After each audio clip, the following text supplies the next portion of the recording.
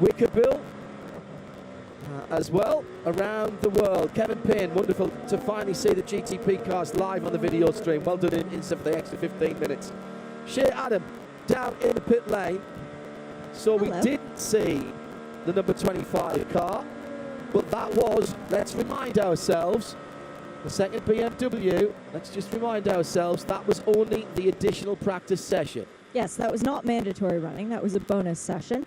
And the tire allotment is now done for the weekend as far as we are concerned for our LMP3 and both of our GTD classes, the Pro and GTD regular. We now have an interesting situation, John, because when we roll over into the practice sessions, which begin on Thursday for the IMSA WeatherTech Sports Car Championship, there are still tire allotments for the LMP2 and the GTP cars that will not count towards their race allotment, but we don't know how many sets of each they've used from each, if you see what I mean, because they've used those throughout the roar. So life gets a little bit more complicated for those two classes. Will we get an idea of what's happening? Is that your understanding that we'll get some kind of printout that says who's got what in terms of new tires? No.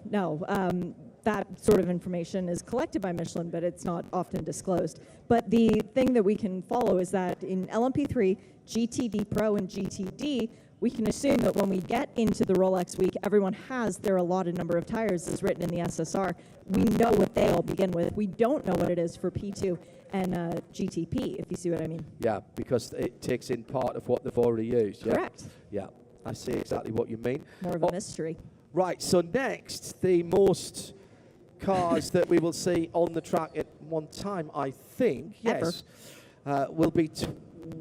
how many will we have here? We've got 24 from GTD. Correct, yeah. We've got 9 from GTD Pro. So by my count, that's 33 cars on track at the same time for qualifying, around 3.56 miles. It's going to be a bit congested, but in times past, we've seen manufacturers work together to try and help one another get better lap times. I'm thinking of Corvette a few years ago. And I've gotten a, by all means, not comprehensive, but still very interesting list of drivers, if you'd like them. Just before that, and it will affect what you tell me in the next couple of minutes. Are there any regulations about who has to qualify the GTD cars? Obviously, the GTD Pros, it's a pro category, so it doesn't matter. In GTD, there has to be a particular mix of drivers. Any regulations on who has to qualify the car or who can't qualify the car? For the first time ever for GTD, no, there is not. Right. And that's relevant for what I'm about to tell you as the green flag is out. I will give you just names, not even associated with cars.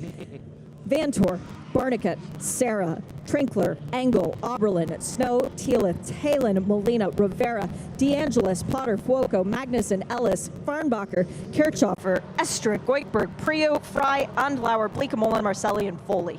How about that? Well, that's a decent it's a decent lineup for the.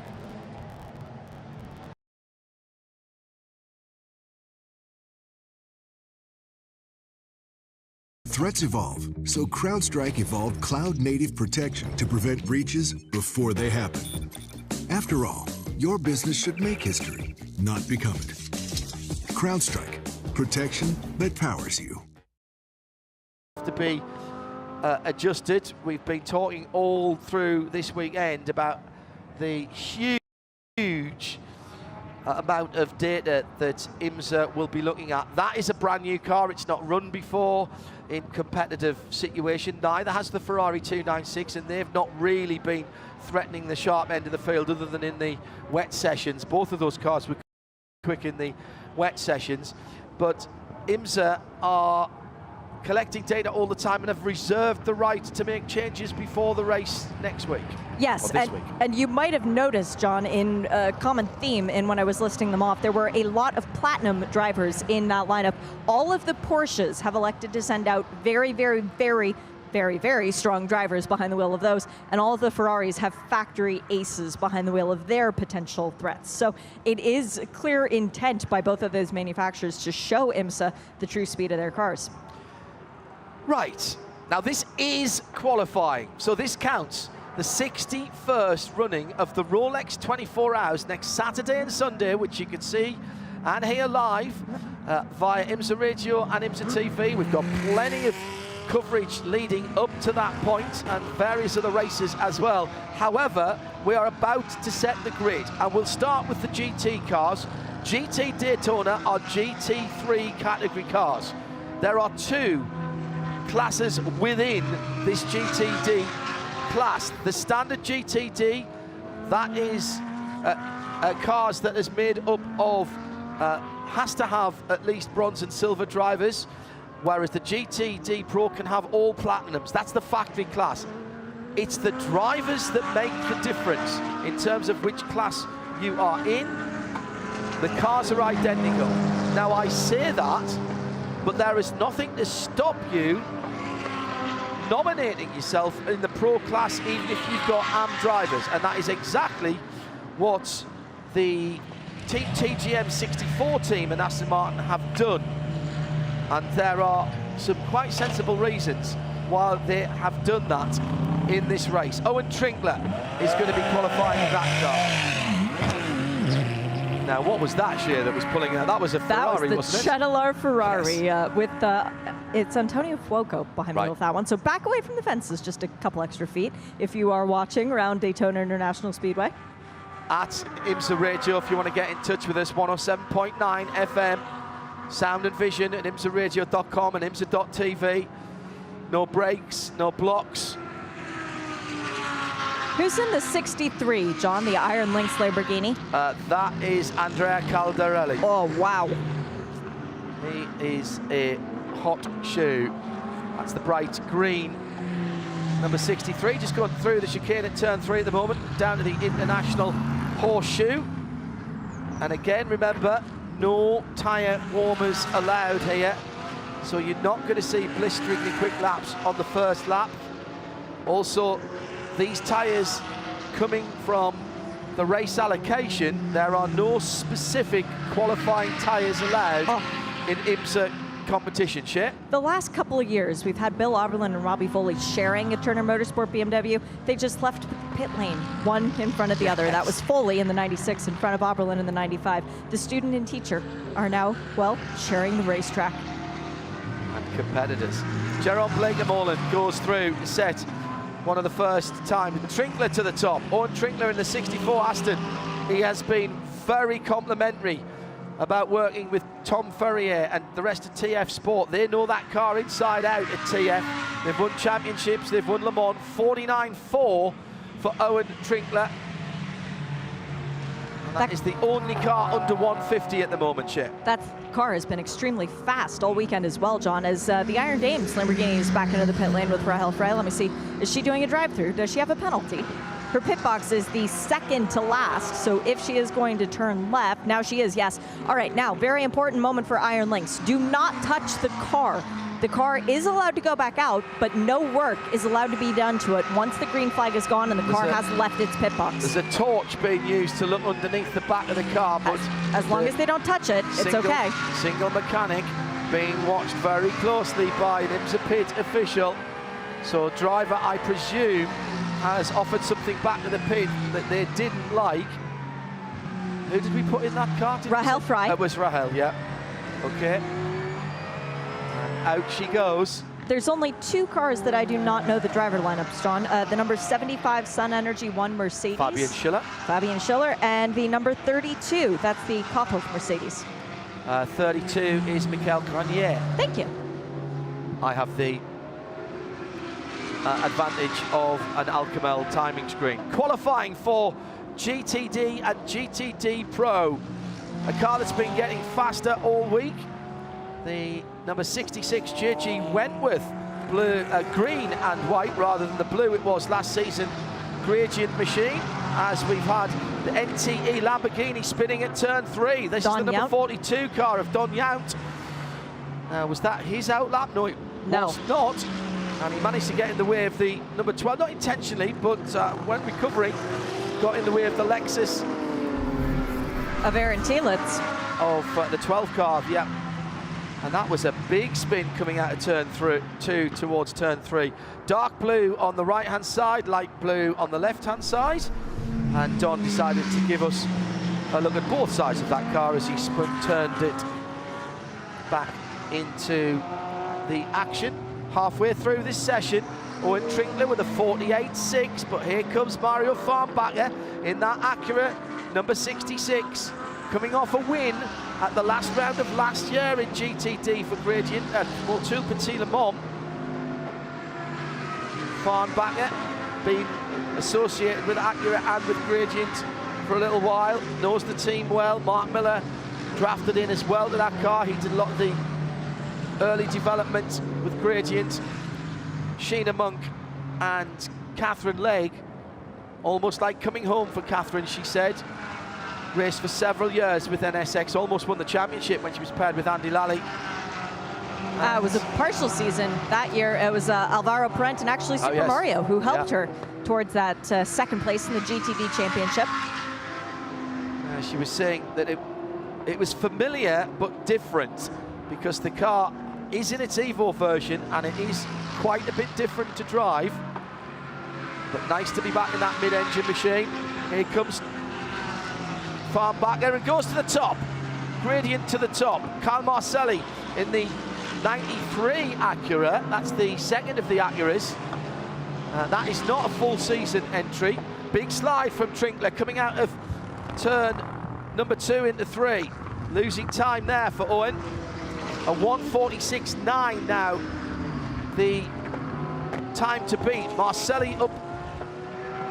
Fabian Schiller, excuse me, in that Sun Energy 1, the 61st entry. We were expecting 60 cars. The entry was expanded to 61 to accommodate the number 75. Fabian Schiller there. We were hoping that Will Power would be in that car. He's had to deal with some issues back at home, and we wish him and the family all the best.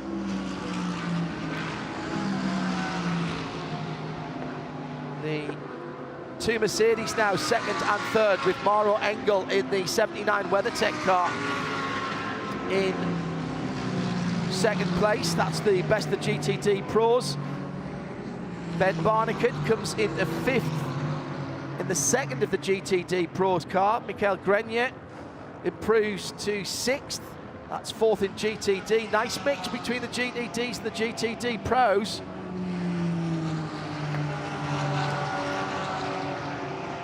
GTDs, no reason why they can't be faster than the GTD pros. The specification and the BOP of the cars are exactly the same. So if you're running a Lexus in either class, which Lexus do, there's no reason why the Pro car couldn't be faster than the AM, or the AM car couldn't be faster than the Pro, simple as. So the two Acuras at the top of the times at the moment, and it's Kyle Marcelli who's gone to the top with a 46.8, 46.9 for Farnbacher. Mauro Engel is the best of the Pro cars with a 47, and as I say that, who's just slid in, that's the Mercedes of Fabian Schiller, Sun Energy 1. Kenny Abul's team, the number 75, go to the top with a 46.6. Under 5 minutes to go for GT qualifying. And we do have Rahel Frey back out on the track, John. She did leave a couple minutes ago and just bettered her previous best lap time. So glad that the Iron Dames Lamborghini is out on the circuit once again. Fastest lap of the weekend for GTs.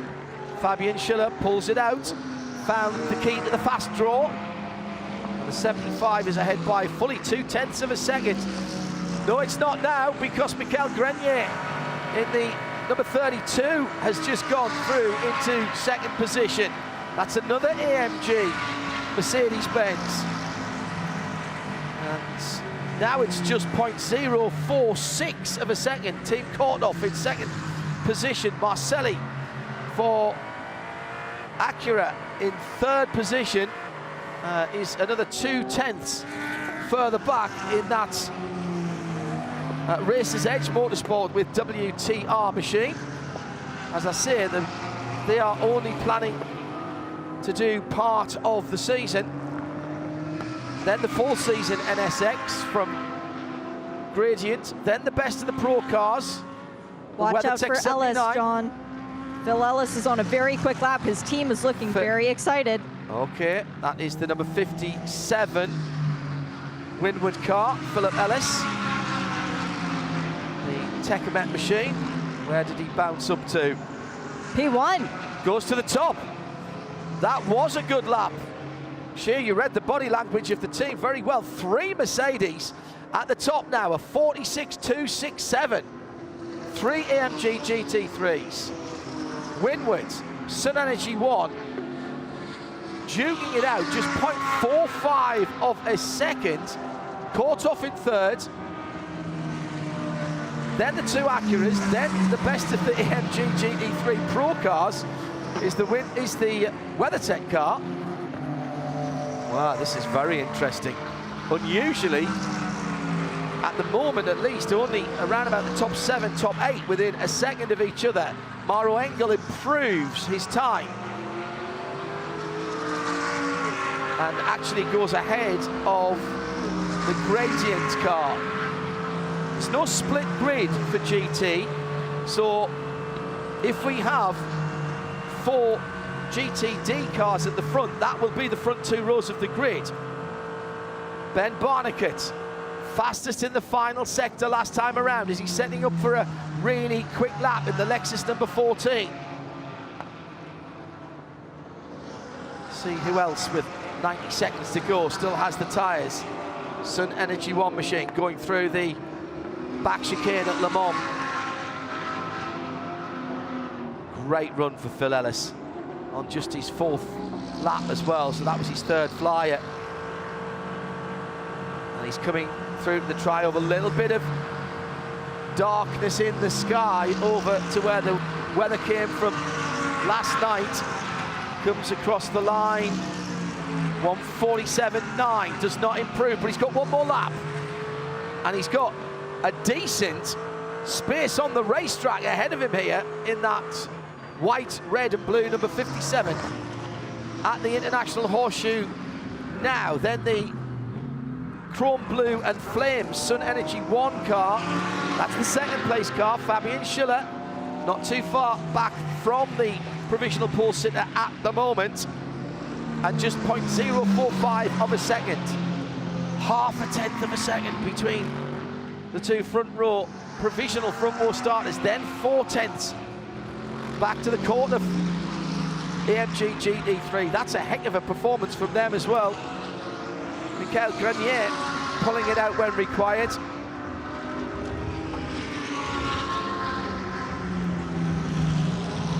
Court of Car was a championship leader for quite a lot of the season last year. Whoa, Ross Gunn, John. Ross Gunn just went to P1 for Pro.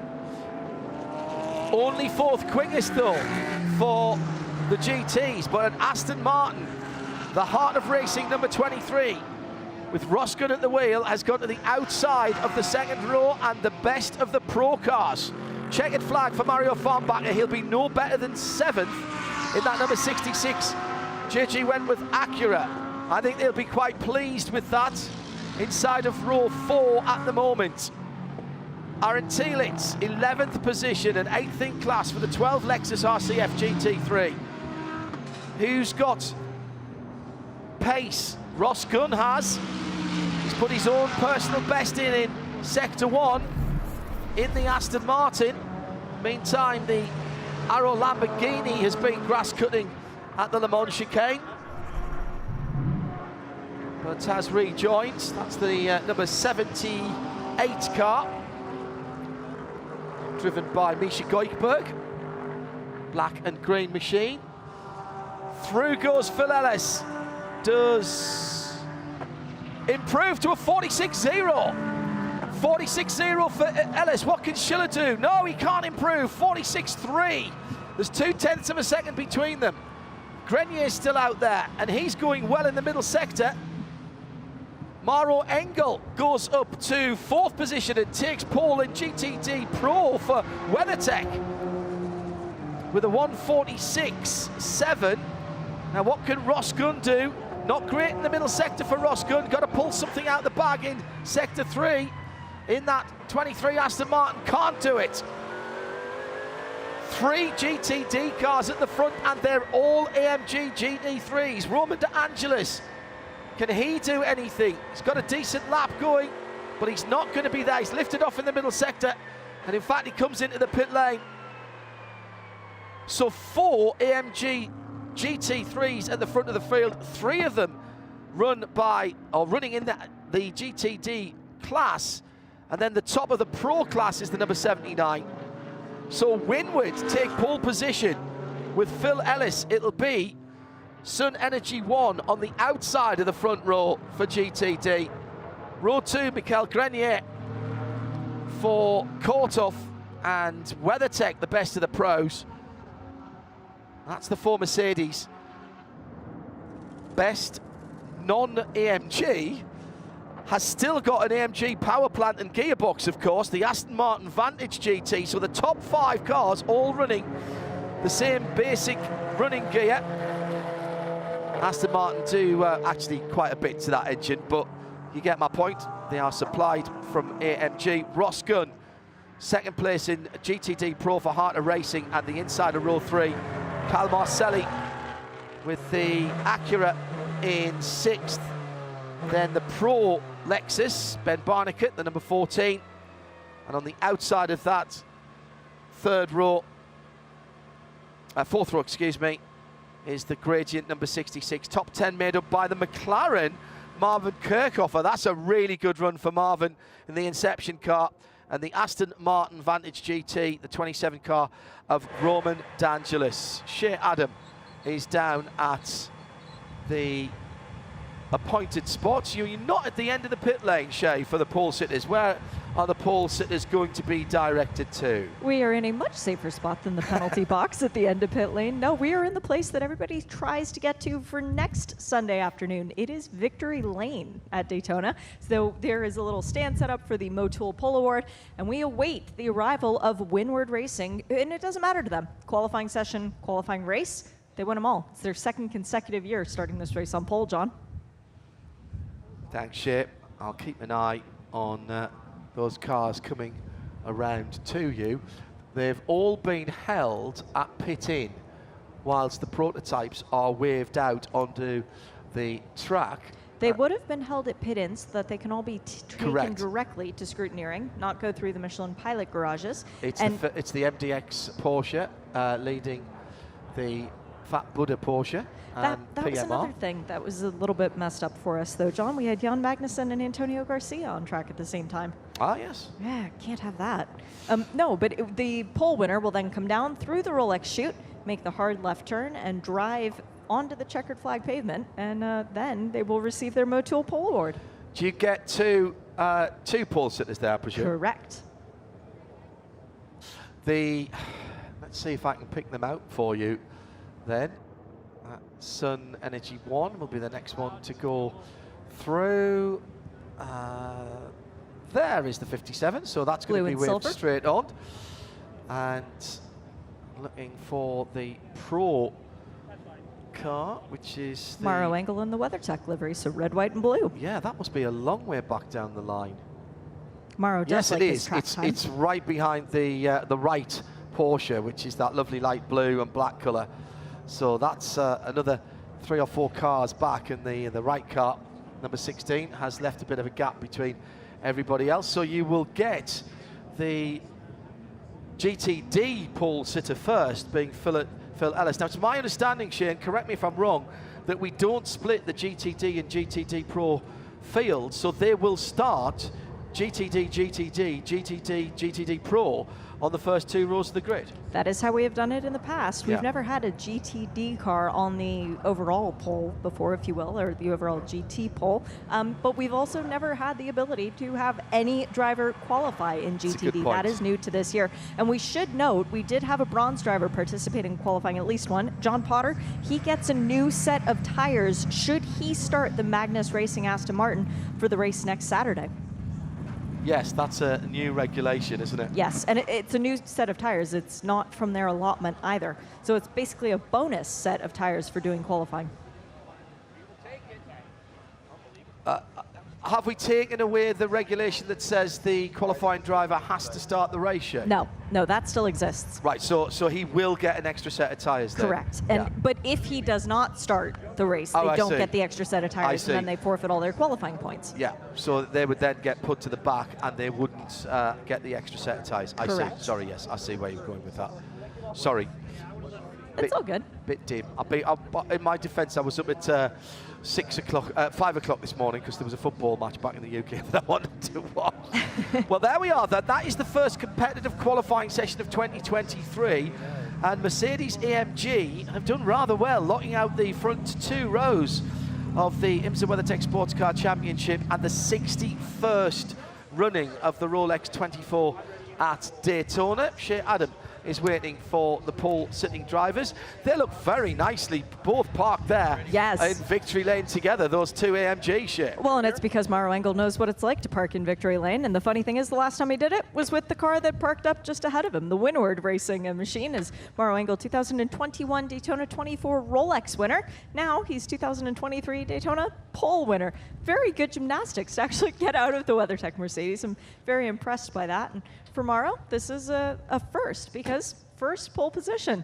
So we'll give him a second to take his helmet off and take the earplugs out so he'll be able to hear us. And got a pose for all the photographs. It's going to be a really good photograph opportunity here with all of this beautiful folderol in the background for celebrating a Rolex win. But for Mauro, you know, long races, 24 hours, pole doesn't mean that much, but it is such a boost to your whole team, your manufacturer, and most importantly, 35 points. So that means that your team is now leading the championship. That's not a bad job as the 3rd driver. Yeah, that's definitely a good start. Good to put the car on pole, and obviously a good start to the whole season with the WeatherTech racing car. And let's hope we can stay in that position for 24 hours. It's unlikely we'll stay there, but hopefully we can be there at the end.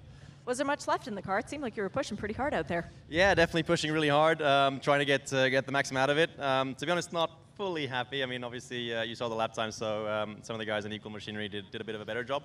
But we've got a bit of time to hopefully, make things a bit better.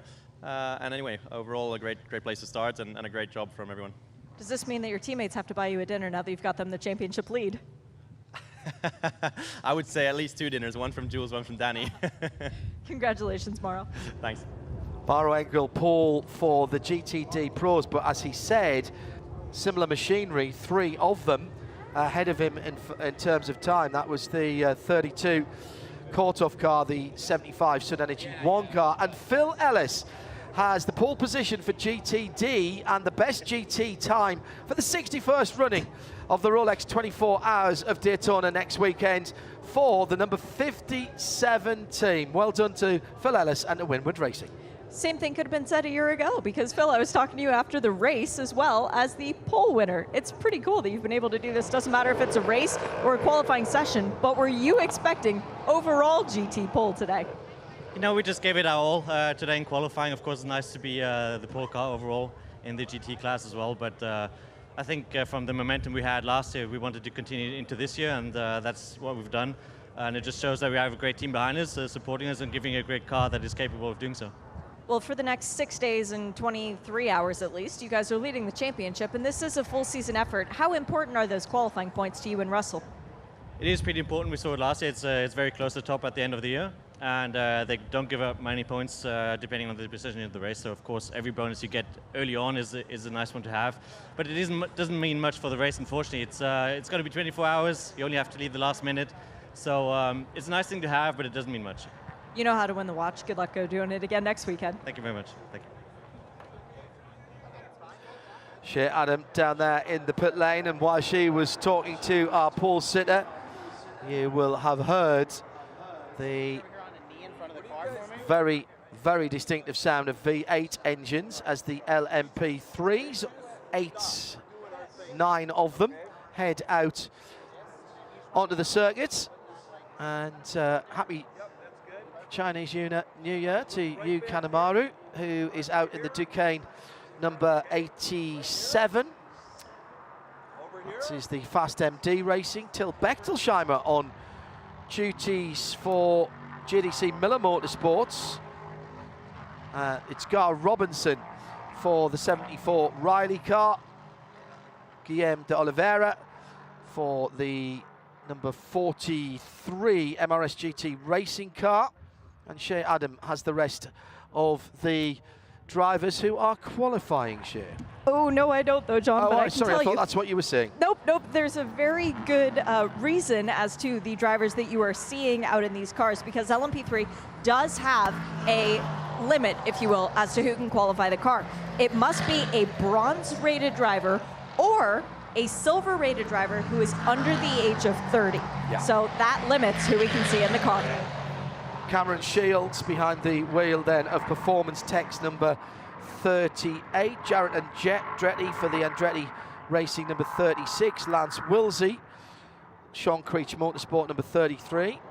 Just been on duty in the previous race. Anthony Mantella for the number 17 AWA Duquesne, and Ore Fadani for the number 13 AWA Duquesne.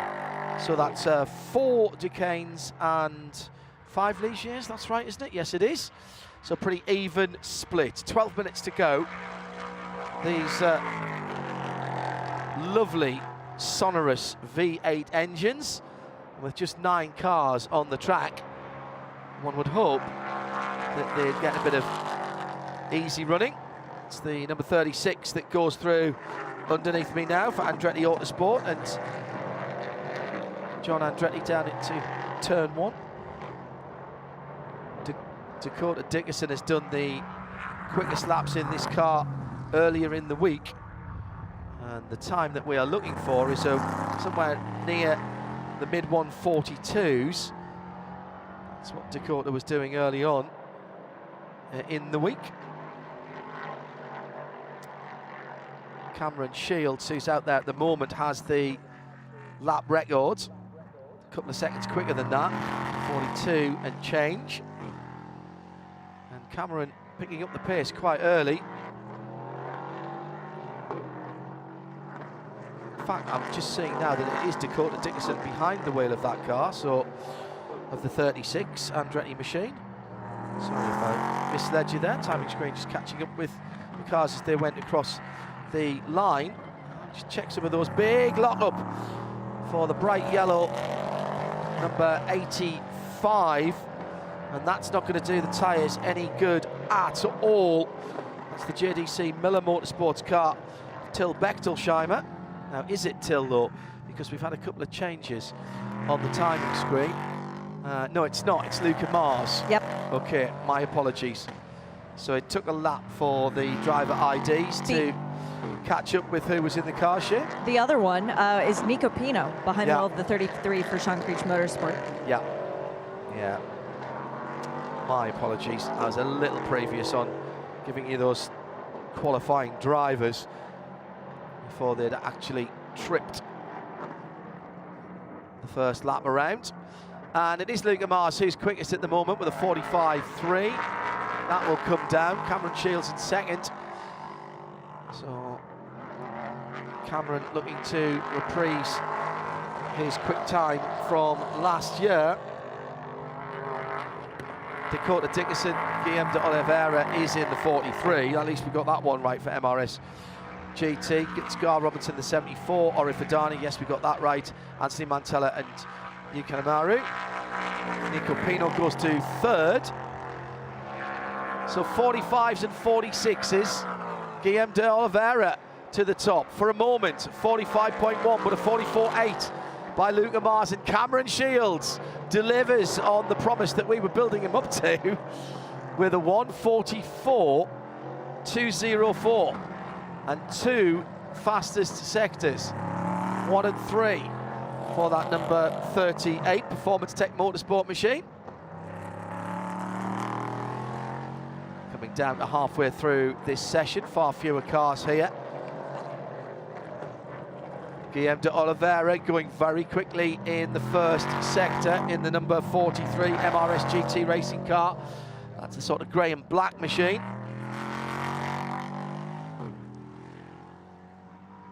Had a chat with Till Bechtelsheimer about jumping into one of these cars. He has 0 experience of LMP3.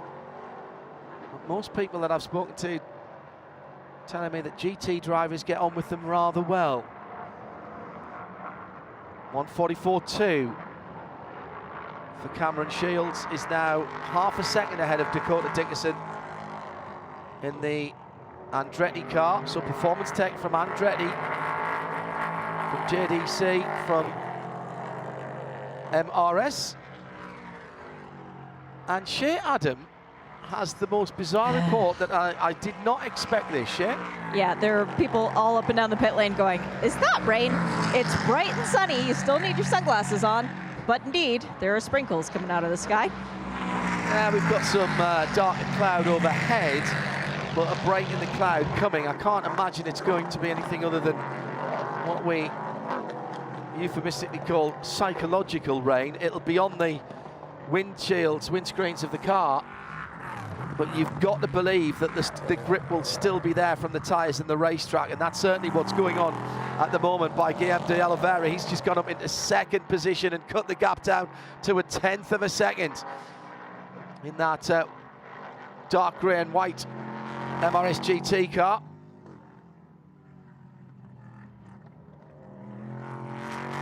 Dakota Dickinson is going to improve at the end of this lap for Andretti as well. He's put the fastest middle sector in of anyone.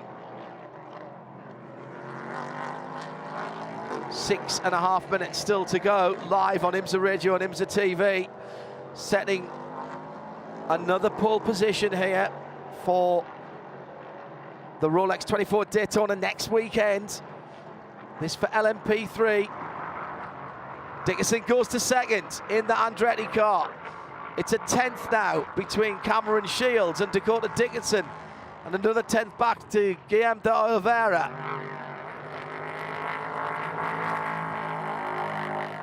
Now, all of these cars, wherever they qualify in terms of their time, Ori Fadani is in amongst the GTD cars, but all of these cars will start in front of the GTD field.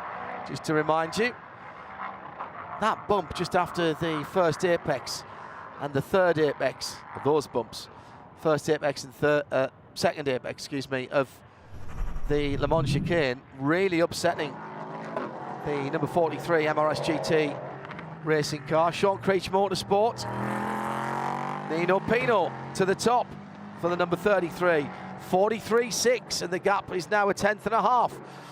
De Oliveira goes into second, Shields to third, Mars now fourth, Dakota Dickinson down to fifth. And then a big gap to Carl Robinson, and Yu Kanemaru just improves actually to sixth position and cuts that gap between the top five and the rest of the field down to 0.6 of a second. Top five within 0.3 of a second on 3.5 miles. Live from Daytona. Last 5 minutes of LMP3 qualifying. 107.9 around the track, around the world in sound and vision. No blocks, no brakes. Should remind you that every WeatherTech qualifying this year will be available to you on the live stream in sound and vision as Dakota Dickinson goes back to the top. What a battle this is. Just the way we like it. Short and sweet. We've had just over 10 minutes. The Michelin tyres, as the fuel are burning off, the Michelin tyres are still able to deliver performance. That's brilliant stuff. Really well managed by these drivers. Dickinson by exactly a 10th, 1 full 10th now. No, it's not, because Pino's just gone back through again. It's like a basketball game, isn't it? They go down and score, we go down and score, we go down and score. 3/10 though this time, a 43.1 for Nino Pinto.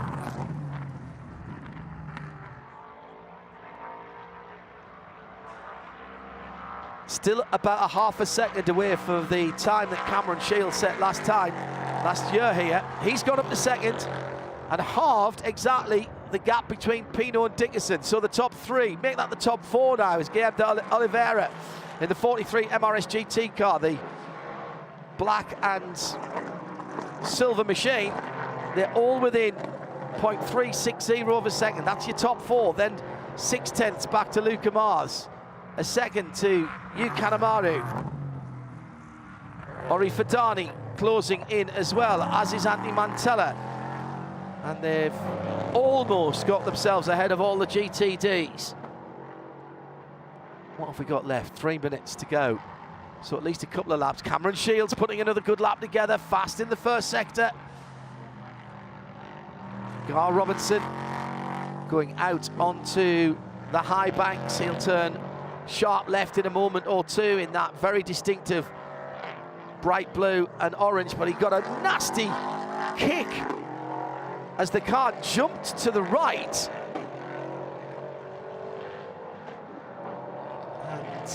And missed the apex that he was aiming for. Front end of the car being bounced off the ground there, that number 74 Riley. Entered machine, that's the Ligier, of course. 4 Ligiers and 2 Duquesnes in the top 6.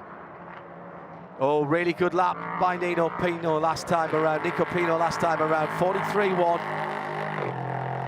43-3-7-3 by Cameron Shields. His best is a 43-3-5-1. Quite getting it right. Dakota Dickinson's put a decent first sector together. Now, can he back that up with the middle section of the track as Robinson comes through to complete his lap? Can he move himself up from 7th position? He does improve a 144.374, but doesn't improve his position. Luca Mars with a big lock-up down at the International Horseshoe last time around. That's not going to do his Michelin tyres any good, and his chance of improving from 5th position in the bright yellow number 85 for JDC Miller Motorsports. Oh, and an off-track moment now for Anthony Mantella. He had just improved and got ahead of all bar one of the GTDs. That'll be rear locking going into the International hairpin. That's exactly, actually, what we saw a moment or two ago from Luca Mars, but Luca tried not to turn in, and there's another spin from Luca Mars. Now he's flat spotted the tyres here, and once you've got one flat spot on the tyre, it will start to make it worse. Now, where is he now? Oh, he's airborne over the curbs at the Le Mans chicane, and he thought he had it, but he didn't. Hit the left-hand curb on the way in way too hard. Now, has he got that car going again? It's running. I can hear the engine from our effects mics over there. Full left-hand lock, and Luca back in the right direction. Dakota Dickinson trying to put a lap together. 24.3 in the first sector in the Andretti car. Sean Creech Motorsport, the 33, still on top of the pile for Nico Pino. And there is a challenge from Dakota Dickinson as the checkered flag is out, but they will be allowed to finish the laps they're on. Dakota Dickinson's put the fastest sector 2, the middle sector in, of anybody in this session. He's on course to move up from 3rd place, but he's got to find the run to the line. Here he comes now and goes onto the front row. A 1/10 of a second away from Pino's best time. So it's Sean Creech Motorsport from Andretti. And at the moment, Cameron Shields in 3rd. I don't think he's going to improve. His first sector wasn't quick enough. Guillaume de Oliveira, same for him. He's still out there. Nico Pino comes to the line. This is a decent lap, but it's not as quick as his 143.197. The stars and stripes of Sean Creech Motorsport and their Ligier 143.319. That would actually have been good enough for 3rd position, that lap. And we're looking at saying, well, he's kind of a bit tardy there, to be honest. But he's got the 43.1 in his pocket, and he has earned pole position for Sean Creech Motorsport. It's a good job by Nico Pino. It will be Dakota Dickinson and the Andretti number 36, Andretti Autosport machine on the outside of the front row. And it's Ligiers in the first 2 rows. And Gar Robinson actually just improves right at the end there and goes to 5th position with another 143. High 143, but pips Luca Mars. 6/10 of a second away from Paul. I think Gar will be happy with that. Really happy with that in the 74 Ranch Riley entered car. So 5 Ligiers in the top 5. 33 and 36 on pole position. So Gar Robinson has knocked half a second off his best lap in practice. He did a 44.3.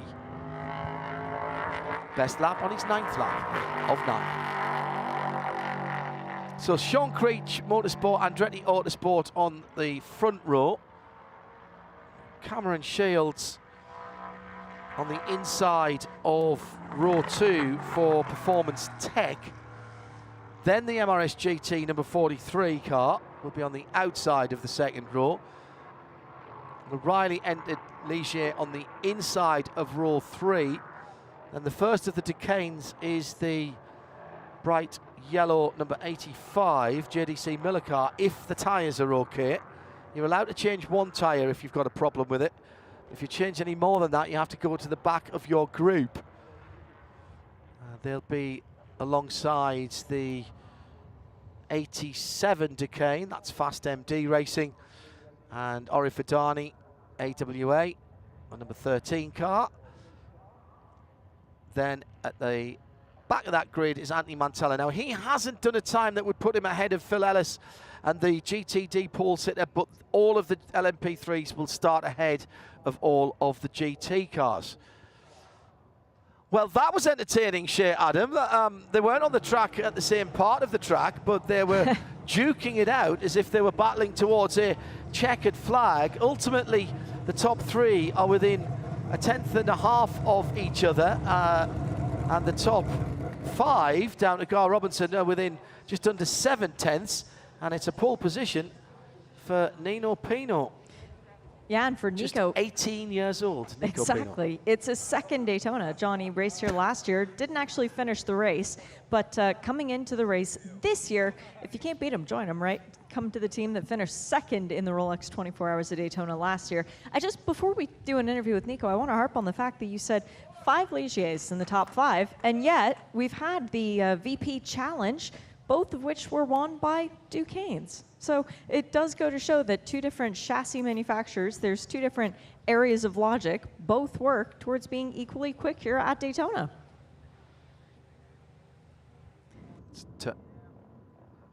The man from Santiago in Chile, and we'll get a hold of him in just a moment. But before we do, John, if I can interrupt. Yeah, of course you can. Lance Wilsey, congratulations, because for you, this is a huge accomplishment. Your team is on pole position for the Daytona 24 Hours. What's it feel like? Oh, I mean, it feels great for the team. I'm incredibly proud and thrilled for Nico.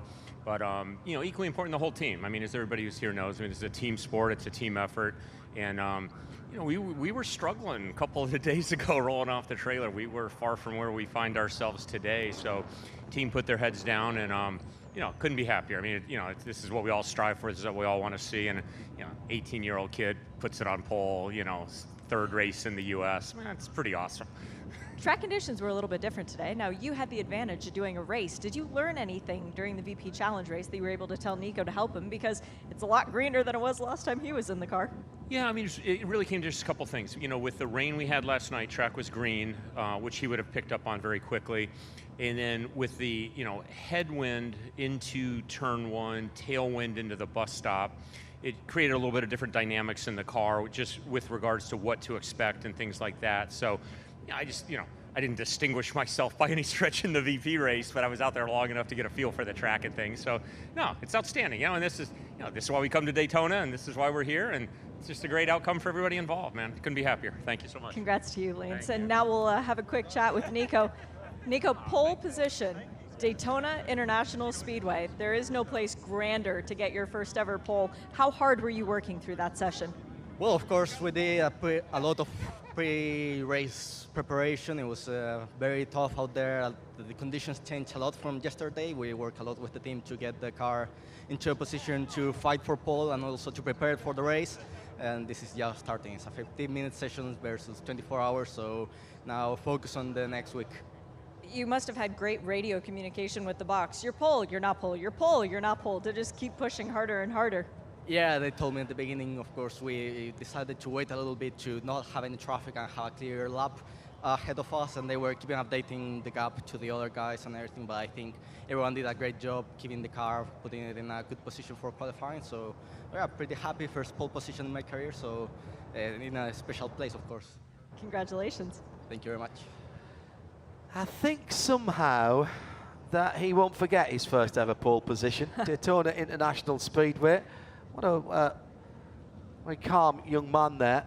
Dakota Dickerson ultimately a 10th away for Andretti Autosport, but we'll start on the outside of the front row, and there was a 10th and a wee bit more actually in the third sector, pretty much 2 tenths in that third sector.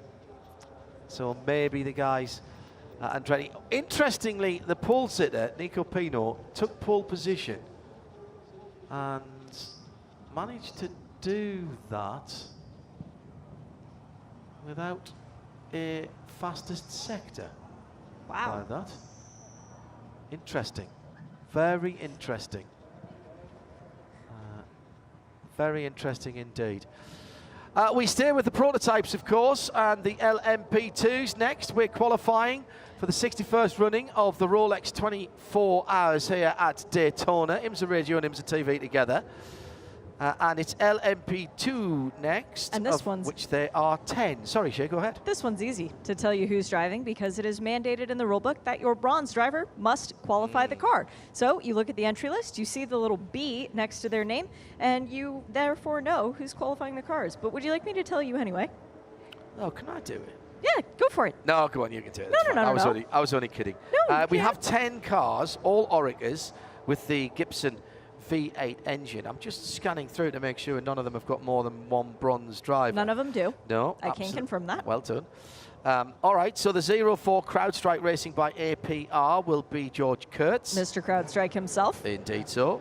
It will be John Ferrano for Tower Motorsports in a team that includes Scott McLaughlin, Joseph Newgarden and Kiffin Simpson. That's gold, platinum and silver in that order. It's the LMP2 champion from last year going out to do the qualifying. Stephen Thomas for TDS Racing will qualify the number 11 Orica. The man who won the Pro-Am class at Le Mans last year. I hope you've got a stat for everybody here. This is working rather well. In the number 11 Aero Motorsport, number 18 Aero Motorsport car, it will be Dwight Merriman. Who won this race 2 years ago. And the number 20 High Class Racing car, different livery for that car. It's not the usual all red and white. It's got a few different colours on it. Dennis Anderson, the Dane, will be qualifying. Who is making his first season repeat with the same team, the same championship. He ran in ELMS 1 year, then WEC in 1 year. Now IMSA, this is his second. It will be Francois Hérault for TDS, the number 35 car. Making his second ever IMSA start after coming in 5th in this race 1 year ago. The 51 Rick Ware Racing car will be qualified by Eric Lux from the United States. Defending LMP2 winner after last year. Last year he was driving with Colton Herta Pato Award, Devlin DiFrancesco. This year he's got Devlin back in the car, but he managed to pick up Pietro Fittipaldi and the reigning Daytona 500 champion, Austin Cindric.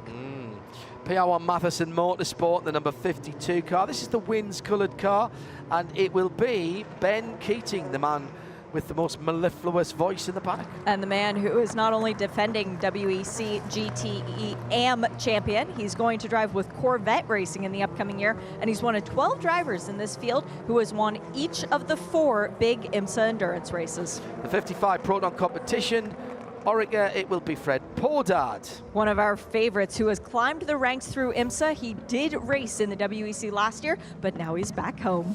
And finally, last but by no means least, the AF Corsa number 88. A man who has often been voted the most popular man in the paddock in the WEC, Francois Perrodo. Best smile, you can see it from space for Francois Perrodo, multi-time, multi-class champion in the WEC, a Le Mans winner back in 2021. Now he's coming to try and claim the Rolex. So 10 cars, only one can be on pole position, 15 minutes when they're rolled out. We've used 90 seconds of that already, and Ben Keating already jostling for position as they head around the banking. And the CrowdStrike racing car has been dealt with. He's going to have a look at the TDS racing car that is in front of him at the moment. Slightly different engine noise. The LMP3 is a little bit lower rever. This is still a V8 from Gibson, but a little higher rev limit set for these cars. Keating getting a decent run and going to the high side as he comes onto the tri-oval. That number 52 car in the famous Wins livery. I can't wait to see the Corvette in the Wins livery for WEC. That'll be at Super Sebring, of course. That's the Friday afternoon race before the Saturday running of the Mobile 1 12 hours at Sebring. Now he's up with the number 11. Exactly what I wanted to point out to you, John, because last year and the year before that, we saw great qualifying battles between Ben Keating and Stephen Thomas. It was always the 52 versus the 11, and oh, look, on track, it's a 52 versus the 11 again. The 11 is the bright yellow machine. TDS Racing down to the Western Horseshoe. Fear the TAF, fear the TAF, it says on the outside. This is a race. A race has broken out in qualifying. Keating wants clear air. He does not want to be sitting behind that car and up onto the high banks. He either needs to get by or back off, I reckon, here. The problem is we've had nearly 5 minutes and nobody's set a competitive time yet. They're still warming up the Michelin slick tyres. Here comes Keating using the draft. He'll have to go to the right-hand side. Bit of defensive driving going on There's from no Stephen way Tennis. either of them is going to back off. John? No, absolutely not. Thomas over the curbs. Now, lovely exit of the Le Mans chicane from Stephen Thomas. So on to the speedway. Campgrounds that were being used for the boy and girl guides over the weekend cleared out a little bit now. We had 3 different campgrounds over the weekend. They were packing up this morning after a tremendous jamboree over the weekend. Real oscillation on that number 11 on the high banks. Front to back pitching, that cannot be nice for Stephen Thomas in the TDS racing car. Still no decent times posted. Dennis Anderson actually the quickest in the number 20, but yet to get past the field of LMP3s. And at the front of the queue, it is still the 11 yellow TDS from the multicoloured Wins car. These two pulling away from the rest of the field. Now, at what point here does someone say, you need to split yourself up here?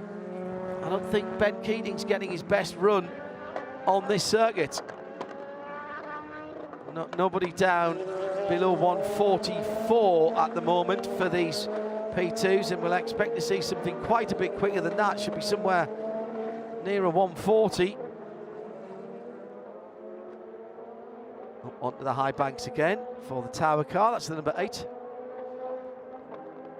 In practice, Ben Keating was the quickest with a 39.3, 1 minute 39.3, fastest of the bronze drivers.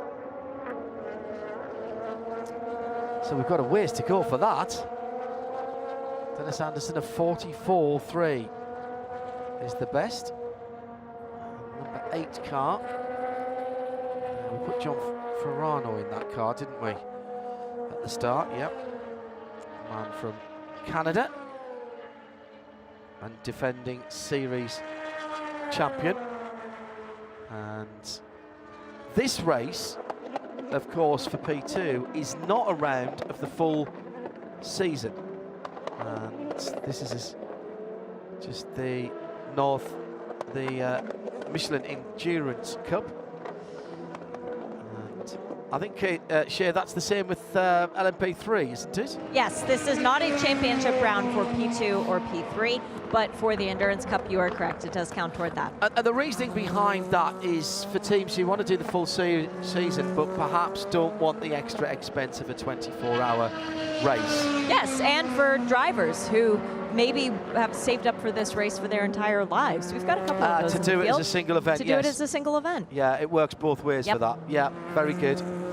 Right now, Stephen Thomas is at the top with the 42.2, Francois Arrault with a 42.9, and they're now, those are the two cars that are ahead of the LMP3 field, being the TDS Racing bright yellow car, and the 35 is the other TDS Racing car. And that's the Francois Herault car, 11 and 35 then, the two TDS cars at the head of the field. Then it's Eric Lux in the number 51 Rick Ware racing car. 35, by the way, is the reverse of the colours of the number 11. So it's the dark red that's on the bottom of the 11 is on the top of the 35, and the bright highlighter yellow is the flashes where it's red on the yellow car, if that makes sense here. That makes a lot of sense, John. I haven't seen them from above. Yes, so when you're exactly. looking at them straight on, it's just a little bit confusing. Correct. That's really brilliant. Ben Keating to the top, 140.541 at the completion of his fourth lap. 1.2 seconds ahead of the field. That won't last though. I confidently predict that that will not last. With still half this session to go, 7 minutes. Keating, who did double duty at Super Sebring last year in prototypes here in IMSA and in GT in the World Endurance Championship. Stephen Thomas also completed both of those races. Both in LMP2 though for Stephen, so the 1,000 miles, which I don't think we've got to 1,000 miles in the WEC.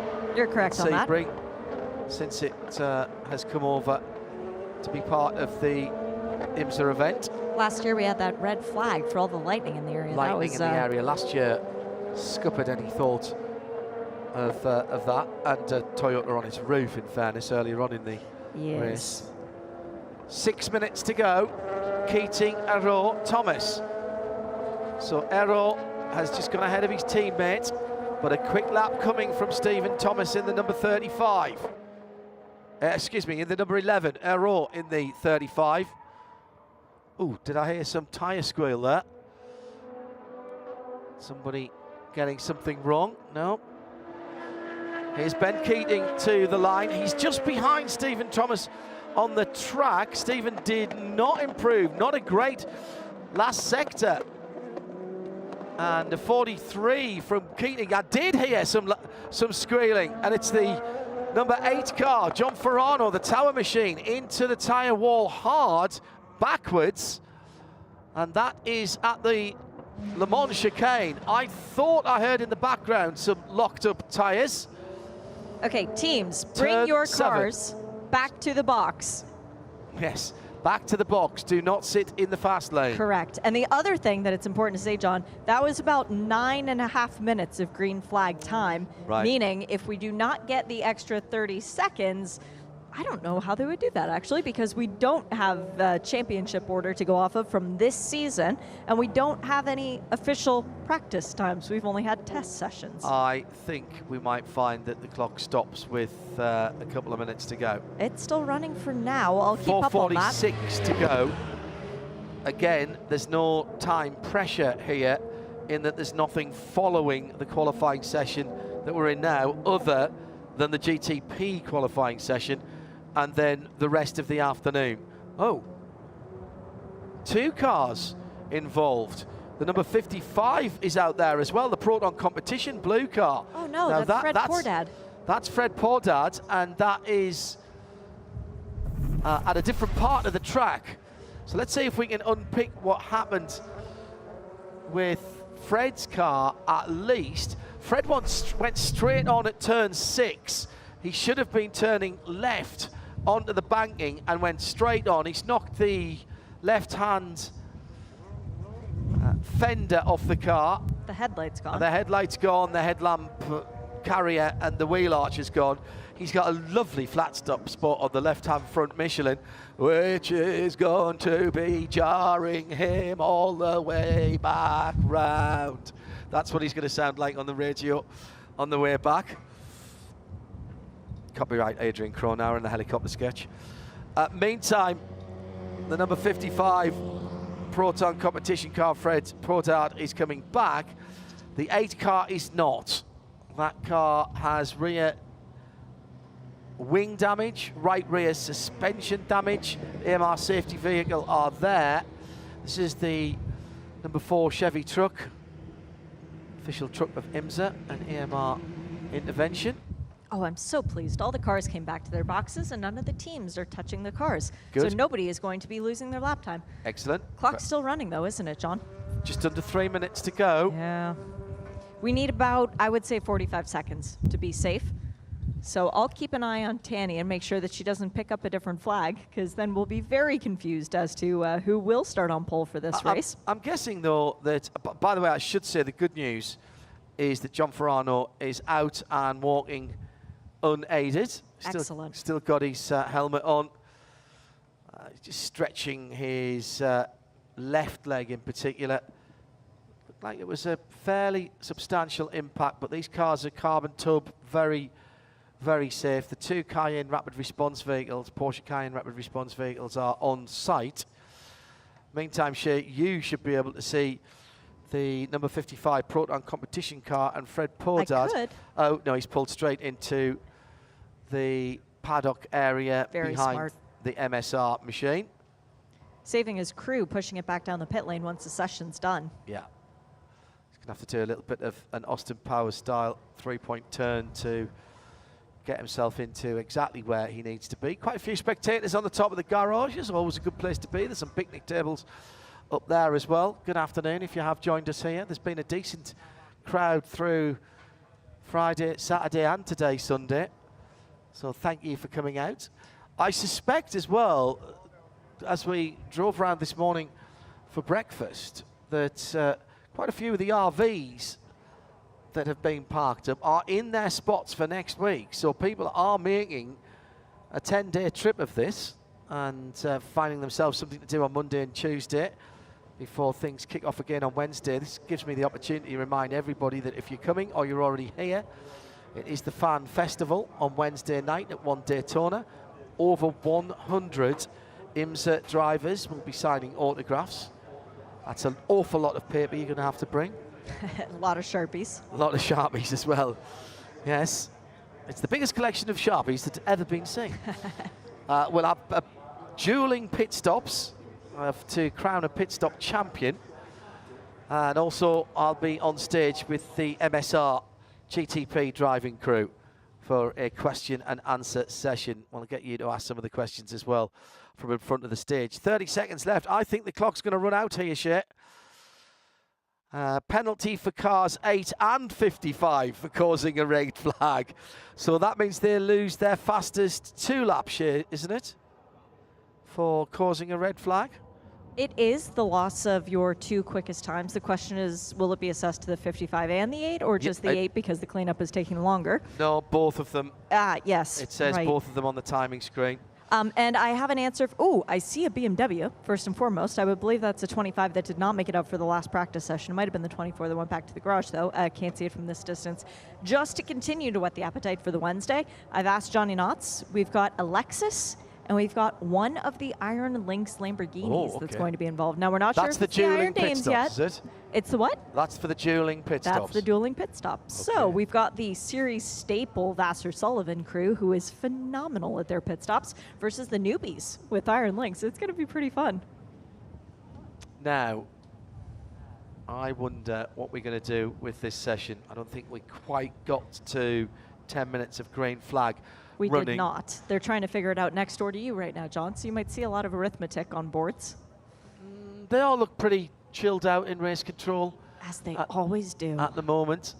This is not going to be the work of a moment down at the Le Mans chicane, because there's some rearranging of tyres that will need to be done once the number 8 Tower Motorsports Orica LMP207, to give it its Sunday name, has been moved. GTP, of course, is next. The 2 Porsches are on pit lane, 7 in front of 6. Still only 1 BMW, Shay. There's and that is one the rolling. 24. Oh, here's the 25. There you go. Coming in under its own power. We saw Philip Bang drive in the 24 during that last session. I'm not sure he's going to be qualifying the 25. When you've got to choose between Nick Yellowly or Colton Herta as the 2 full season drivers, though, and then you throw in, well, I mean, across both the cars, but especially for the 25, you throw in Sheldon Van der Linde. It's going to be a hard decision. Oh, yes, and then, yeah, that super quick kid, Colton Herta. Honestly, I don't know how BMW chooses who's going to go out for qualifying, but that will be interesting to see that car running on track for the first time today when everybody else has already got a couple of miles. We will get to 10 minutes. We will get to 10 minutes green running. The clock. I feel I should be in particularly as this is the playoffs weekend, wildcards and divisional playoffs weekends for NFL. I feel like I should be in the black and white stripes at the moment, but obviously I'd never wear black and white stripes. Reset the clock to 39 seconds. Oh. No foul on the play. The pass is incomplete. Replay first down. Replay first down, yes, exactly. 39 seconds, that's... Well, it's procedural. I isn't understand it? that. It's procedural. Nobody's going to go out, but it fulfills the obligations as per the regulations. And would it be nice to have the 5 minutes back? Yes, it would. That's not going to happen. So rather than scrap all the hard work that's been done by the teams so far, it was building rather nicely. We do have a grid for LMP2 that has been set by the times that were set. And listen, I think that's, again, a really sensible call from race control. And thank you to Mark Raffa for making that decision known to us. So Ben Keating and the number 52 wins sponsored machine has done enough, we believe, to be on pole position for PR1 Matheson Motorsports with a 140.541. Now, nothing is going to happen for quite some time, Shay. So,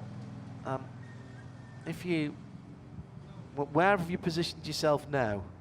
Still at the Rolex chute. Okay. This is Ben Keating's 10th career pole position in IMSA. Ooh. That's pretty darn impressive. There are people with more, but not very many of them. I'm told that might be his 4th here as well. Yeah. Okay. Yeah, I can believe that. Well, the good news is that the Tower Motorsports Oreca is on the back of one of our hard-working recovery vehicles. Now, that sort of breathing in through my teeth there, that's not a good sound, as I'm looking to see just how badly damaged the right rear is. The rear wing is off, but bodywork damage is not the issue here. They'll be worried about whether suspension has been broken, whether the drive shaft has been pushed back in to the gearbox. Owie. Definite right rear suspension. Top and bottom arms look like they've gone. Now the question will be, what has that impact done to the drive line? Probably a precautionary gearbox change, and let's hope there's no damage to the mountings of the tub or anything like that. I mean, it's rear suspension, so that will mount onto the driveline components. So that is now clear, and we will reset the clock in a moment to give us the 39 seconds and then a checkered flag. I wouldn't be surprised to see several of these cars going out, John. If for nothing else, it means that the crews don't have to push them back. Oh, yes, that's a good point. They can just drive around the track leisurely and then go to pit in. And come straight back in, yeah. Now, let's see who I can see in some of these cars. The Acura, that is Tom number Blomqvist. 60, is Tom Blomqvist, because he's got the white and purple helmet. This is the car that has been fastest of every session, bar the one it didn't take part in. So if it was out there, it was quickest. The number 60 car. Meantime, we've got the four-wheel steer, big front loader, rearranging the tyres at turn 7. That is going swimmingly well. Both BMWs on the pit lane. Haven't had the word yet from RLL as to why we didn't see it last time. It was getting scrutineered. It was going through tech. But if it was going through tech, that suggests that they made some changes. You were allowed 3 visits through tech during this Roar session for each car within each team. At your discretion, no more than 3 visits, so perhaps they were just utilizing their last one. Makes sense to make sure that you are absolutely sorted before you go qualifying, because what you don't want to do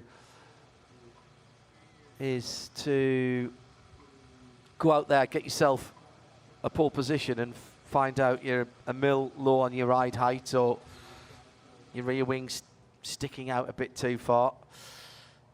We're still under red flag conditions. 1 minute was added to the clock. The clock is running down to 53 seconds. The green flag is out. And nobody's engine is fired. Okay, so they're just going to be pushed out of the pit lane. We have 21 seconds left. I presume then the 52 car will go round to the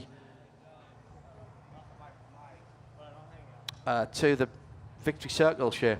Yeah, it will drive further down the pit lane, be stopped by Johnny Knotts, be told to turn left through the Rolex chute, Checkered and then flag. make the left-hand turn into the podium area, a place that Ben Keating has been once in his history for Rolex purposes, and that was back in 2015, I want to say, with the Viper. Just before 3 o'clock in the afternoon. We should have the GTPs rolling out anytime shortly. It was meant to be on the nose 3 o'clock. It will be a little bit later because of that delay for the clear up after a red flag caused ostensibly by the number 8 John Ferrano driven Tower Motorsports Orica backwards into the tyres on driver's left as the car went through the middle of the Le Mans chicane.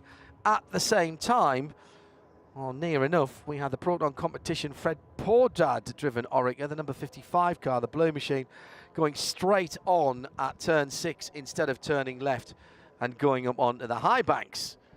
That was a much easier recovery, in fairness.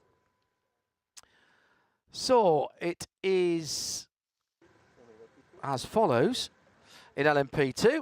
Power Matheson Motorsport on pole position from the 35 TDS racing car, Francois Hérault. Then their team car with Stephen Thomas in the 11 on the inside of row 2. Francois Perrodo on the outside of row 2 in the number 88 AF Corsa prototype. On the inside of row 3, George Kurtz for the CrowdStrike 04 machine. 51 is on the outside of row 3. That's Eric Lux for Rick Ware Racing, which leaves the number 20 of Dennis Anderson on the inside of row 4 for High Class Racing. And I'm missing a P2 car. Dwight Merriman for ERA in the next position. Shea. Ben Keating has made his way into victory lane here at Daytona International Speedway. I'm sure that's something that he'll want to put on loop so he can listen to over and over and over again. Ben, 10 pole positions for you. Congratulations. This one looked like it was tricky. Thank you, Shea. It was tricky. It was tricky. You know, it is one of the negatives of the way we like to do the pit lane out here is that, you know, if you did well last year's season, then you start at that end, it means you start at the back of qualifying. And so that makes it a little bit of a challenge, but while you're getting your tires warm. But the wind is drastically different today than it's been all week. You know, going into the bus stop with a 20-mile-an-hour tailwind instead of a 10-mile-an-hour headwind is a big difference, and it was tricky through the bus stop today. You know, I'm not surprised. I had nothing against John, but I had a couple big moments there. I was not surprised to see a car off there because it was the trickiest part of the track for sure. It's a high-risk section anyway, but to have a big tailwind, it was a completely different car in that section of the track. I was, Stephen Thomas didn't want to let me by to try to go out and get a clean lap, so I used him as to give me a tow, which helped by about half a second around the banking. So I'm grateful for that. Congratulations on the #1 of the side of your car today. Let's hope it's still there next Sunday. Thanks, Shay. Pole sitter then for the LMP2s, Ben Keating, and the number 52. That's the PR1 Matheson Motorsport wins Max Connect and Rain-X sponsored machine. 20 minutes for the GTP cars. Shay, Adam, that was so high that only the Dolphins heard that. And it was only on talkback. 20? I did say 20. Oh my goodness, that's a long qualifying session for the GTP cars. Now, hasn't there been some other changes to GTP qualifying? Are they allowed to come in for extra tyres if they want to? That I don't know. The qualifying rules state that when a car leaves its pit box, if it comes back into the lane and stops in its pit box and anyone touches it, it is disqualified, no adjusting of air pressures. I don't think they've made any changes as far as GTP is concerned. The other thing that we need to remember, these are the tires that they will start the race on. So 20 minutes for qualifying, they could take a lot of life out of the Michelins if they push too hard. As speaking of pushing too hard, I need to watch a race car being pushed back because it almost ran over my foot. All right, let me give you drivers who have gone out. Tom Blomqvist, we knew, in the Acura ARX 06. Last champion of the DPI category in 2022, defending Rolex 24-hour winner. Yeah, he was with Ollie Jarvis, of course, for that, who's back this year in a P2, thinking he might be able to win overall next weekend.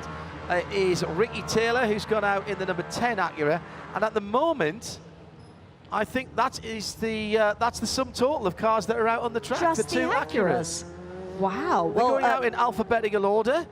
Next, in the next 2 laps, it'll be the 2 BMWs that go out, then the 3 Cadillacs, and finally the 2 Porsches. Now, I'm making that up. That isn't the actual way they have to qualify.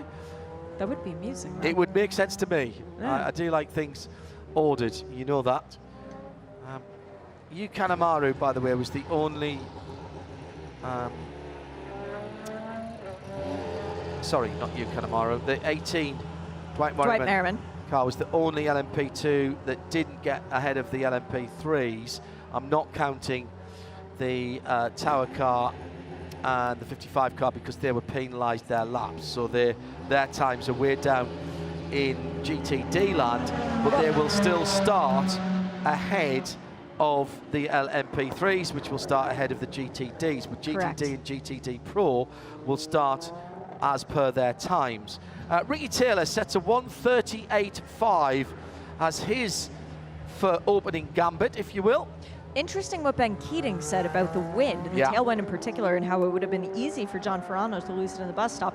That's something that these GTP drivers perhaps haven't been briefed about because they haven't talked to any of the P2 drivers, the two of them swapping off track right one behind the other. So it'll be a value of discovery, a voyage of discovery for our Acura drivers right now. Except, of course, they had 15 minutes that they weren't expecting before we started qualifying. And the wind hasn't changed. It's gotten harder now, I was going to say it's got up a bit if the Stars and Stripes opposite me, right in the middle of the fan area, is anything to go by. If I walk towards pit in, my hair is beating me there, if you see what I mean. If I walk towards pit out, it's a bit like a photo shoot. Okay. You're doing the total eclipse of the heart, Bonnie Tyler thing with the big rock. I will not sing, I'm not Nick Damon. I will not sing, I'm not Nick Damon. Yeah, excellent. Thank you very much indeed. We don't want people turning off IMSA Radio and IMSA TV. All right then, history about to be made. First of this new generation of GTP racers, and therefore pole positions about to be set.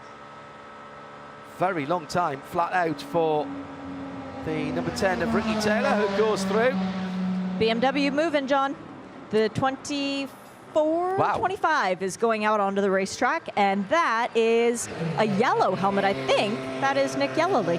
1:34.7 is the first flying lap for Ricky Taylor, and that with all 3 sectors in purple, meaning he's fastest.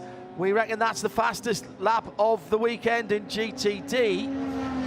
Lap records, of course, to GTP, excuse me. Both Porsches are moving.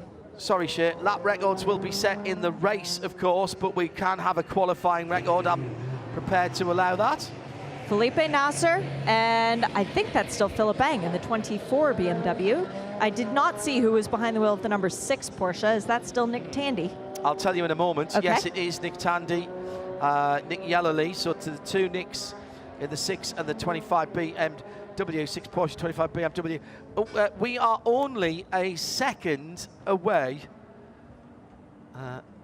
from the outright DPI race lap record, and Paul last year, qualifying record, excuse me, and Paul last year for DPI was Tristan Fortier. Tristan Fortier was a 34.0, so only 7/10 away from that. And these are cars that are not yet developed, and I'm being told by the teams, and I'm not saying that I don't believe them, I do believe them. They are not really exploiting all of the performance. New fastest lap for Acura, for Ricky Taylor, a 34.295. These new GTP cars are showing what they can do in these short runs. We've not seen this speed all week so far. Track conditions are pretty good, 38 Celsius, 27 in the air for these guys, and back in along the pit lane for Tom Blomqvist. Oh, uh-oh. And he's 2 seconds off. Now they can't touch the car. They've plugged something into it and put it up. Oh yeah, they're doing a tyre change. Maybe they are allowed a tyre change for I GTP thought so. then. So off comes the first set of Michelins. Now I wonder if that was a used set, and now they're going to put the stickers on.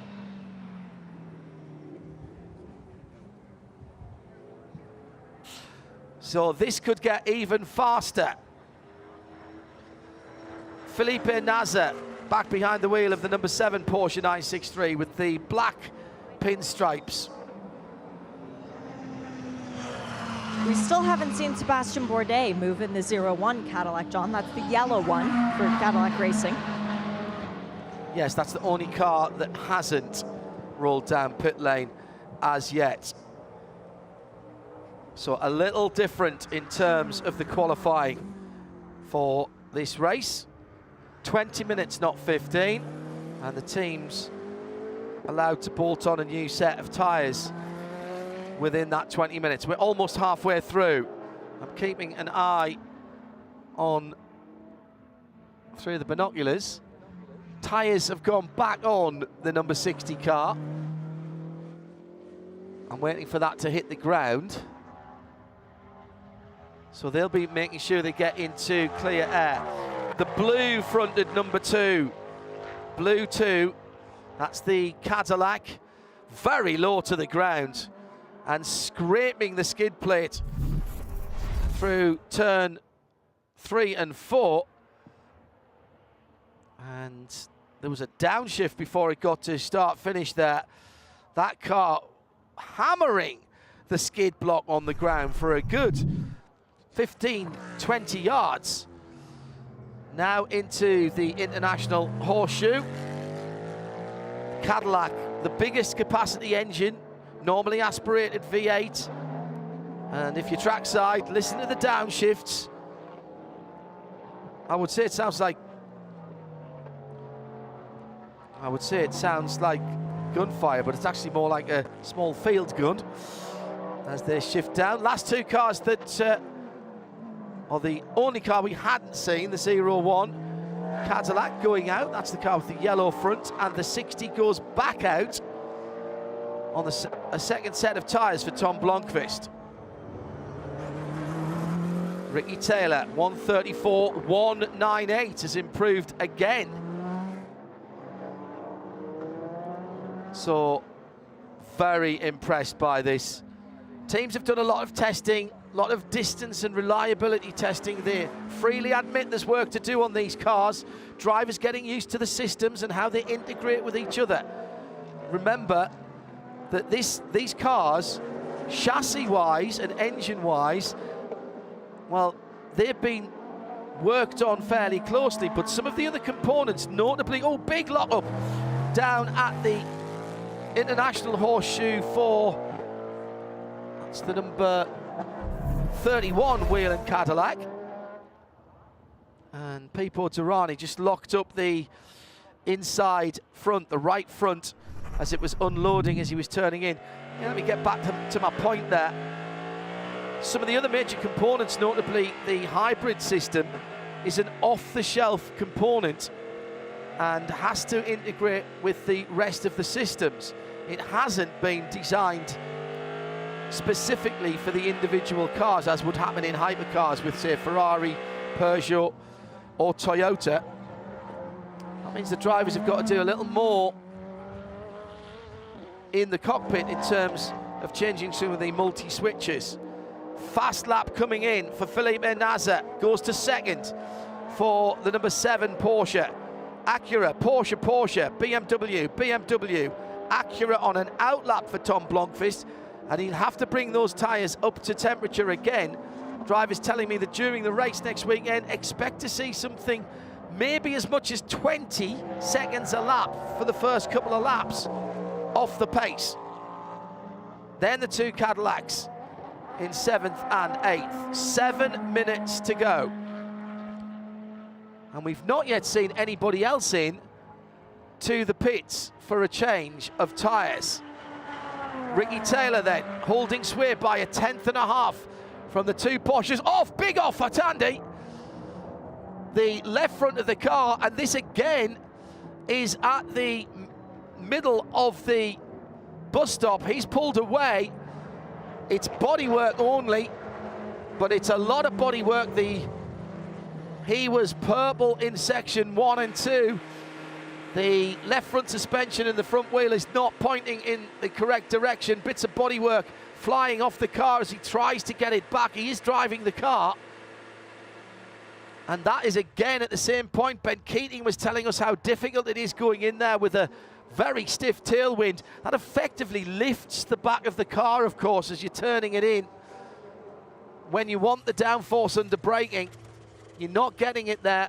Also, these cars, much heavier than the DPIs they replace, and also to a certain extent rely on the harvesting of electric power for some of their braking. Yeah, lost it immediately he turned in. The tyre barrier doing a cracking job at that point. The moment that he turned in, the back end was gone, and that's the big disadvantage of having wind blowing behind you and negating the effectiveness of your aero going over the wing. Shea Adam is down at the Porsche Team Penske pit, and bodywork, well, and left front suspension, I guess, yeah? Yeah, for sure, the left front suspension and the bodywork up. The thing that really hurts is that the crew can't do anything to the car. They can't touch it during the session. The only team that changed tires was the Meyershank Racing team, but this is still a situation where under a red flag, cars come back to their pit boxes. Do not jump over the wall. Do not touch the cars. We are at 5 minutes to go, close to minimum green flag time.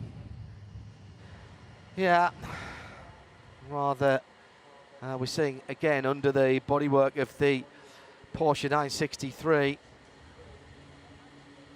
Yeah, the engine cover, I think, shit, has been moved as well, and there's large.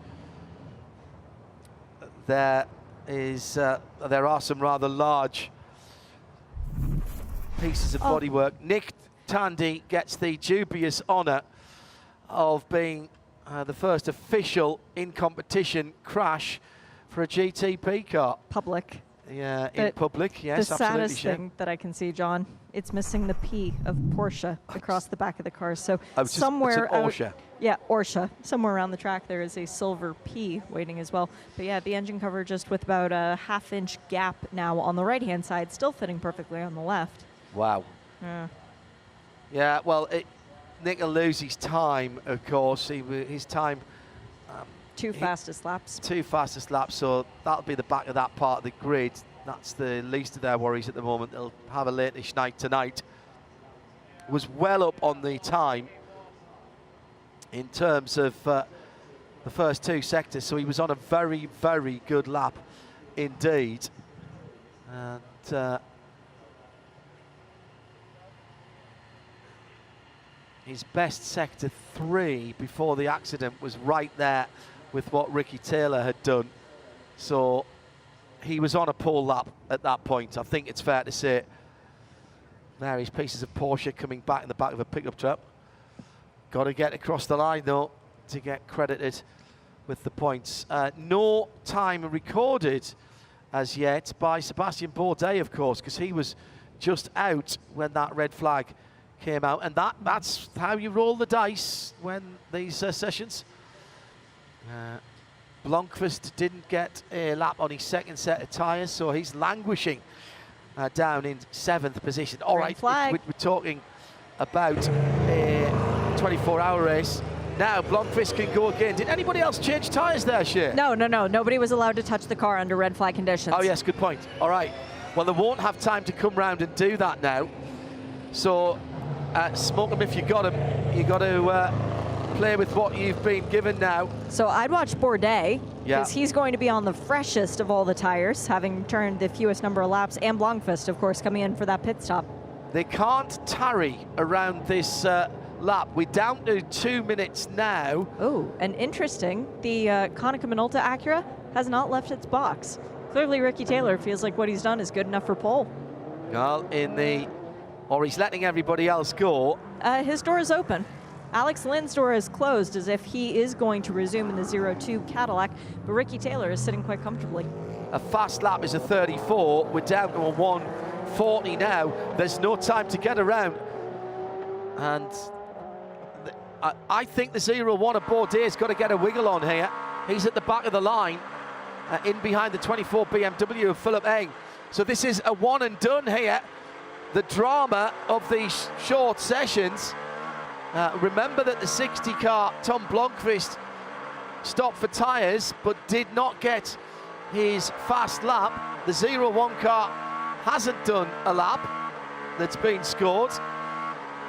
So at the moment, a 1:34.198 is where the target is at the 1 minute 34.198. 1 minute to the checkered flag. And pass has been made by Tom Blomqvist as he goes by one of the BMWs. He's aware he's only halfway around the lap at the moment. He's got to make the best of these new tyres. He's the only one that changed onto a second set. It's the number 7 of Felipe Nasr, who is coming out of Speedway Turn 4. To my left, I can see the distinctive low-lying lights at the front of that Porsche 963. Here we go then, money on the line and points on the line for the start of the season. 35 points and the headlines and the press release. First GTP pole in the balance. 1 lap to do it. This is super pressure for all of these drivers. Felipe Nasr then with clear track ahead of him through the infield. Behind him is the Cadillac number 31 of Pipo Derani. The checkered flag is out, so everybody did just get through to start this lap. No sign of the Alex Lynn 0-2 or Ricky Taylor in the Acura. They will not be challenging for this lap. Tom Blomqvist, quickest in that first sector. It wasn't a good first sector. No, it was fine by Felipe Nasr. Just wasn't as good as he's done in the past. Let's check the times in the middle sector. It'll be Felipe Nasr who stops the stopwatch first. 43.7 is the quickest of anybody. 43.6 for Tom Blomqvist. This is Porsche versus Acura, and MSR want to lead this session as they have done for all bar one of the previous sessions here at the Raw. It's between Nasr and Blomqvist. Who's got the best car in the last sector? It will be Felipe Nasr who comes through first now and stops the clocks at a 134.114, and there's Blomqvist goes through under a tenth, a 34.0. Magnificent stuff. Derani does not improve his position, Alex Lynn didn't come out the pits. Bourdais, with 1 lap to do it, gets on the outside of row 2. That's pressure. Tom Blomqvist taking pole position by 0.08 of a second, 0.08 and 0.8 of a second for the field. Take Tandy out of that because he hasn't got a lap time. So the top 8 tenths between them. Tandy was in that time. If he hadn't caused the red flag, he will start in 9th position with a 1:34.453 is the best time that he will be allowed.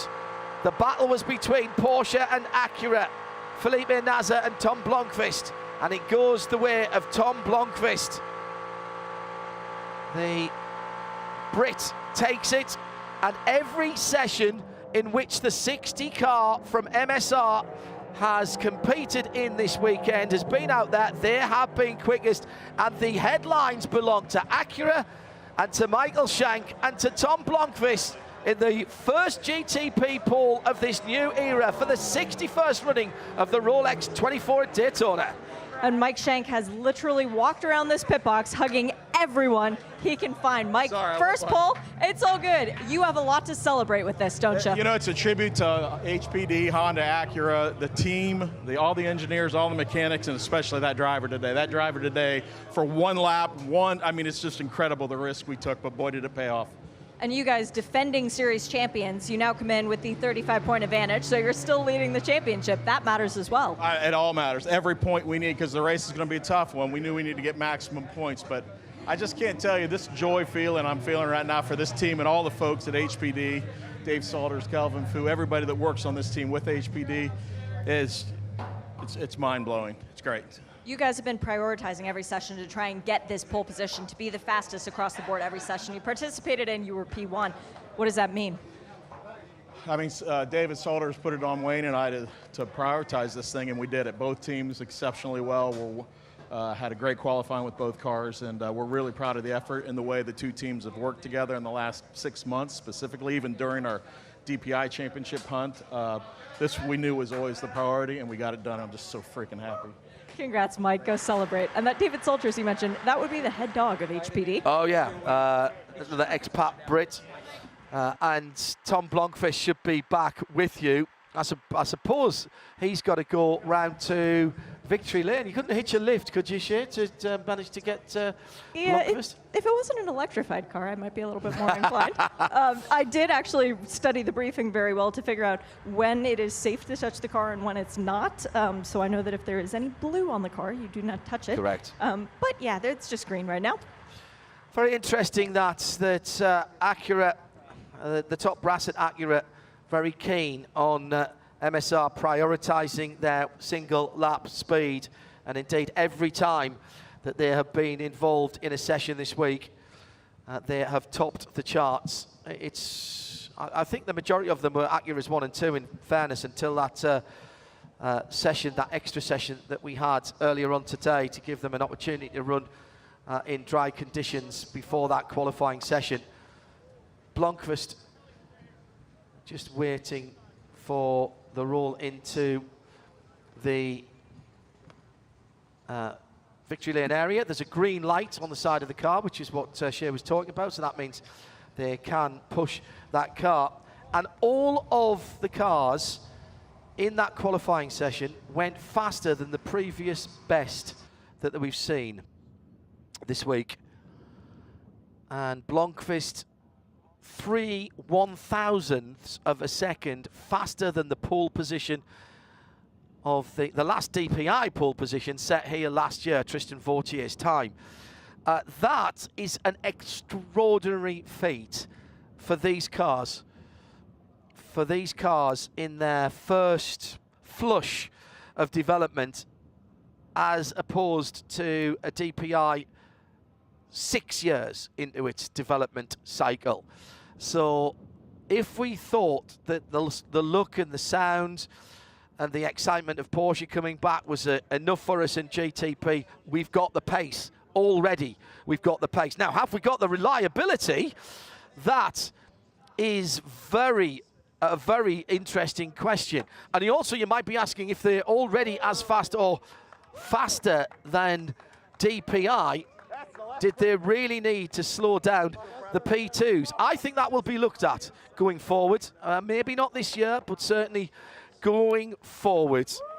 Shea Adam is making her way to the victory lane area. We will try and get a word with Tom Blomqvist before we go off air.